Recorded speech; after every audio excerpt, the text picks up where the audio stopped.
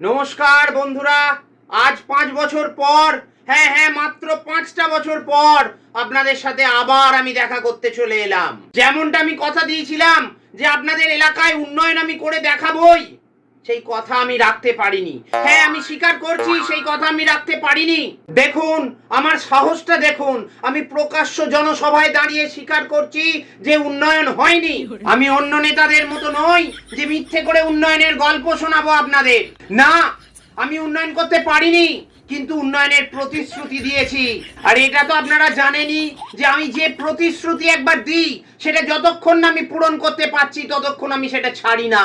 আর সেই কারণে আপনাদের কাছে আমার অনুরোধ, না অনুরোধ নয়, আপনাদের কাছে আমার দাবি যে আপনারা আমাকেই জেতান, আমাকেই ভোট দিন আপনারা। আর না হলে আপনারা ঘরে বসুন, কষ্ট করে আপনাদেরকে আর লাইনে দাঁড়াতে হবে না, আমার দলের ছেলেরাই আমাকে ভোট দিয়ে দেবে। আপনাদের আশীর্বাদে আমি 5 বছর ধরে আপনাদের সেবা করেছি, আর আমি চাই আমার বাকি জীবনটা আমি আপনাদের সেবাতেই কাটিয়ে দেব। তার কারণ আমি বিশ্বাস করি সেবাই পরম ধর্ম।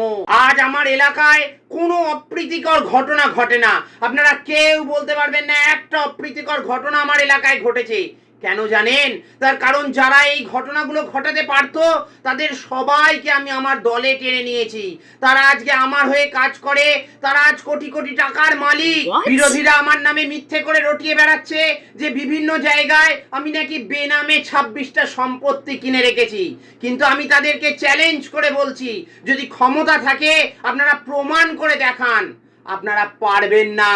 তার কারণ আমার 26টা নয়, মাত্র 25টা সম্পত্তি কেনা আছে।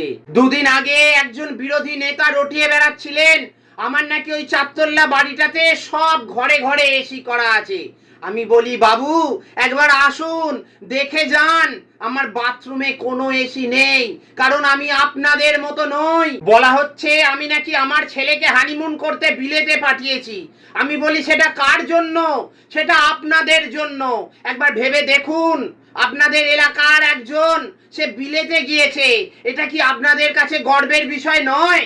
যাই হোক, আপনাদের কাছে করজোরে অনুরোধ, এখনো আমার অনেক স্বপ্ন বাকি রয়েছে। আমার মেয়ের বিয়ে, আমার ছোট ছেলের ব্যবসা, সেই সব নির্ভর করছে আপনাদের উপর। আপনারা যদি আমাকে আশীর্বাদ করেন তাহলে আমি কথা দিচ্ছি আমি প্রতি 5 বছর অন্তর আপনাদের সাথে নিশ্চয়ই একবার করে দেখা করে যাব, আর প্রতিশ্রুতি দিয়ে ভরিয়ে দিয়ে যাব আপনাদের এলাকাকে। ভালো থাকবেন সবাই, অসংখ্য ধন্যবাদ, আপনাদের আশীর্বাদ চাই।